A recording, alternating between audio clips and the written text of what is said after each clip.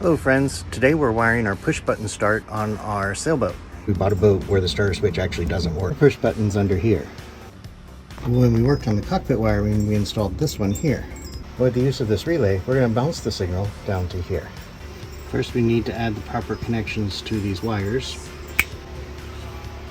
And we need to run this cable to the power box.